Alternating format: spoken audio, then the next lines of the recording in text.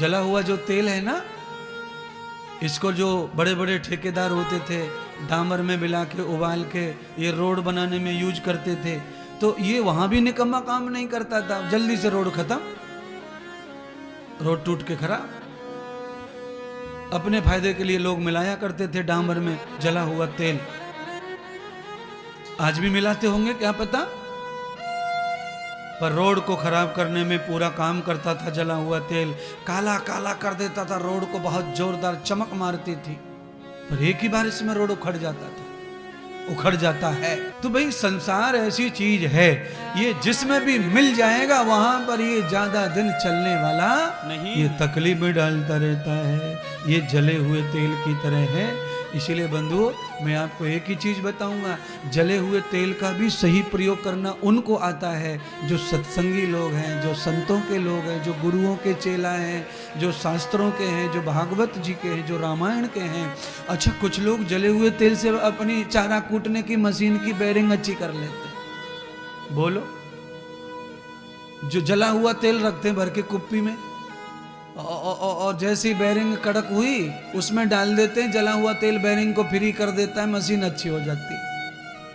तो ये अकलमंद लोग कर सकते हैं ऐसा। अकलमंद मतलब सत्संगी लोग, शास्त्रीय लोग, ज्ञानी लोग, विवेकी लोग। तो संसार का भी सही भोग करना है तो उसके लिए तुम्हें सत्संगी चाहिए, गुरु का चेला चाहिए, एक कथा श्रवण करने वाला चाहिए, आपके पास में संतों की वाणी चाहिए।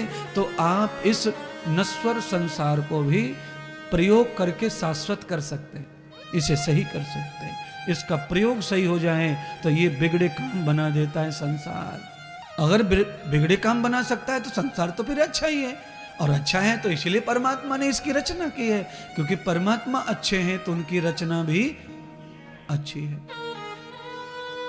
अब बताओ, बड़ी मेहनत करनी पड़ी मुझे अपनी बात को सिद्ध करने के लिए, जब से मैं टांग खींच रहा था संसार की, और अब अच्छा बता दिया। इसीलिए संसार पूरे की पूरी दुनिया भ्रम में पड़ी है।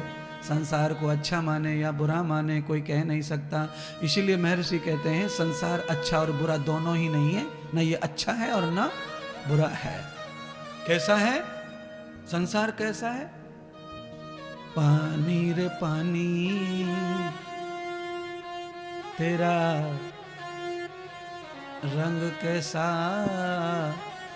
जिसमें मिलाओ वो दिखे वैसा।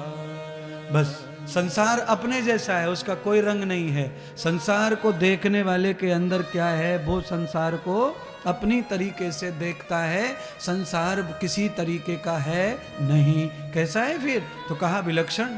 संसार में कोई लक्षण ही नहीं है। संसार का कोई डीएनए करने जाए तो कर नहीं सकता, संसार का डीएनए कुछ है नहीं।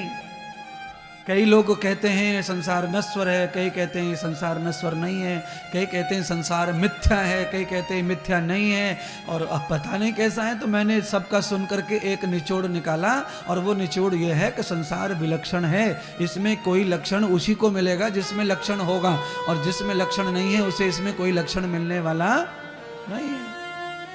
चश्मा से किसको दिखता है? सूरदास को चश्मा से दिखेगा क्या? नहीं। तो चश्मा से दिखता किसको है? आंख वाले को। देखो, जैसे मेरी आंखें बिल्कुल सही हैं, और मैं अगर किसी का किताब पढ़ने वाला चश्मा लगाऊं तो मुझे तो और कम दिखेगा। चश्मा और विरोधी हो जाता नेत्र का। और जिनकी साइड वीक हो जाती है, नेत्र की ज्योति कम हो जाती है, नंबर कम हो जाता है, उनके लिए चश्मा सहायक होता है। और वैसे चश्मा कुछ भी नहीं है, वो तो पत्थर का टुकड़ा है, कांच का टुकड़ा है, वो कुछ है ही नहीं। पर किसी के लिए सहायक होता है और किसी के लिए अविरोध खड़ा कर देता है। किसी का सिर के दर्द को ठीक करता है चश्मा, और किसी के सिर में दर्द पैदा कर देता है चश्मा।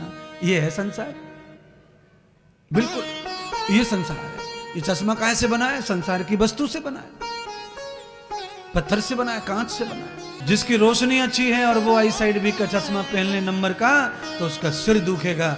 और जिसके सिर नंबर कम हो गए आंखों के, वो चश्मा पहन लेते नंबर मैच करके, तो उनके सिर का दर्द समाप्त हो जाता है, उनका सिर दर्द खत्म हो जाता है। भयान पुरुषम न वेदो न गतिभ्याम